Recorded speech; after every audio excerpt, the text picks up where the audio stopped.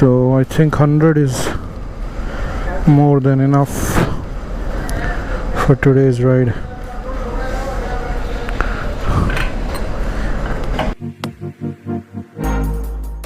Hello everybody, and thank you for joining this wonderful ride. Today we plan to visit Ozone Galleria, and there we will go to Reliance Digital to see new electronics. So we'll go there and see what is there, and meanwhile we need to fill the tank. So I think 100 is more than enough for today's ride. So let's see if you can see inside the tank. Is there anything? I don't think there is anything inside. Good. So अभी petrol हो रहा है fill. Chaliye, it's done.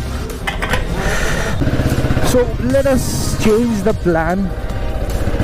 Why not take a shortcut instead of going, to Govindpur next 10 kilometers and then making another 5 kilometers. It is better to go through a shortcut.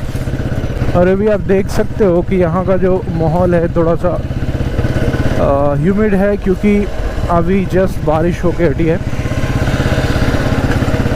और बारिश बहुत पड़ी है, जिससे मौसम पूरा का पूरा ठंडा हो गया और एक राहत आ चुकी है हमारी ज़िंदगी में. नहीं तो पिछले 3 दिनों से जो बारिश नहीं हुई उसका असर दिखा है. इतना तगड़ा धूप पड़ रही है, इतनी तगड़ी धूप पड़ी है कि अच्छों के पसीने छूट गए, लोगों के गले ख़राब हो रहे हैं. मौसम तुरंत चेंज हो जा रहा है, जिसकी वजह से सारा दिन गर्मी रहती है और सुबह ठंड हो जाती है, फिर गर्मी होती है, फिर रात और सुबह में ठंड हो जाती है. इसकी वजह से लोगों को थ्रोट इन्फेक्शन हो रहा है. जो वोकलिस्ट हैं, बोलते हैं, ओरेटर्स हैं, उनको बहुत प्रॉब्लम हो रही है. गर्म पानी के गार्गल्स करें, जो आपको बहुत अच्छे से हेल्प करेगा रिकवर होने के लिए.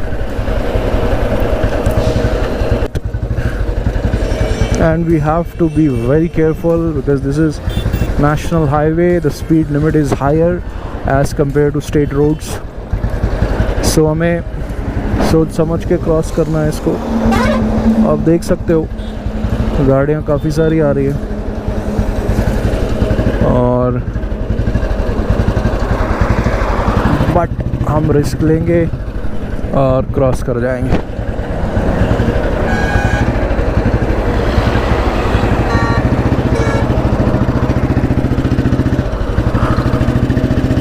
और ये लोग वहीं से आ रहे हैं और शॉर्टकट से.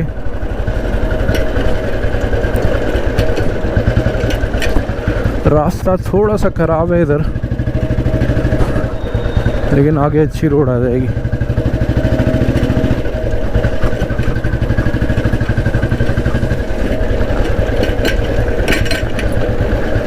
और ये सबूत है कि यहाँ पानी पड़ा है और काफ़ी पड़ा है.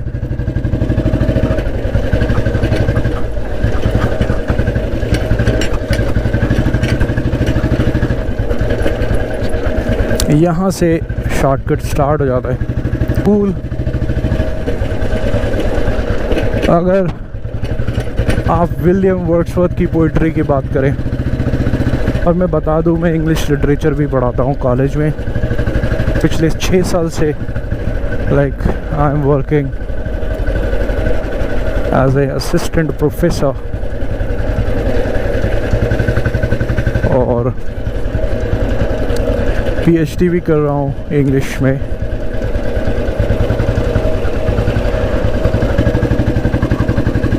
सो विलियम वर्ड्सवर्थ की पोइट्री की अगर बात करें तो कह सकते हैं कि उनकी पोइट्री एक नए युग की शुरुआत थी. जो कंटेंट वो लिखा करते थे, उसमें रस्टिक लाइफ जो थी उसकी बहुत सारी चर्चा हुई है। उनको लगता था कि जो कॉमन मैन है उनके जो प्रॉब्लम्स हैं, उनकी जो खुशियां हैं, उनके जो लाइफस्टाइल है उस पे पोइट्री होनी चाहिए। कॉमन मैन कहाँ रहते हैं? कॉमन मैन रहते हैं सिटीज़ से दूर, अर्बनाइजेशन से दूर, प्रकृति की गोद में। और ये छोटा सा पुल है,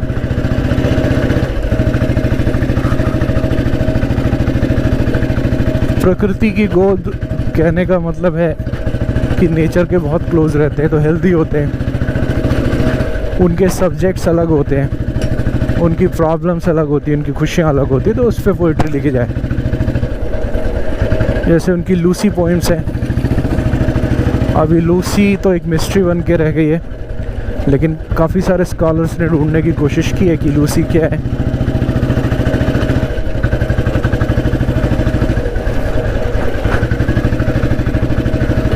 काफ़ी लोग ढूंढ पाए, काफ़ी लोग नहीं ढूंढ पाए, बट जो भी है,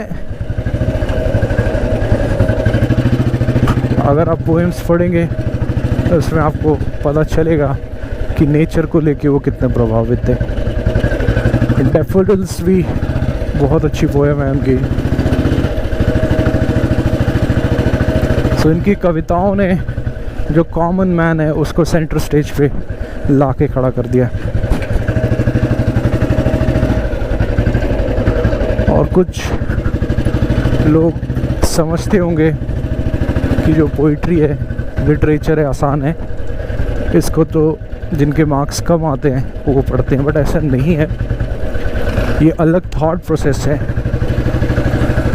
आपका एप्टीट्यूड है लिटरेचर पढ़ने का तो आप लिटरेचर पढ़ सकते हैं। आपका एप्टीट्यूड है एडमिनिस्ट्रेशन का तो उसमें आप अच्छा करेंगे। एप्टीट्यूड पे डिफाइन होता है जहाँ तक मुझे लगता है। रोड से लेफ़्ट आते तो इसी रोड से आना था तो लंबा हो जाता। तो यहाँ पे आप देख सकते हो कि ये जो जगह है इसने क्या किया।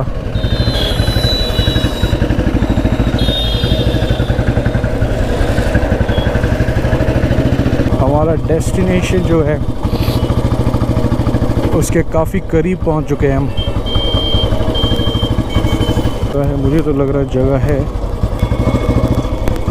तो अंदर ही चलते हैं अपन और यहाँ पे अपने बाइक को कर देते हैं पार्क।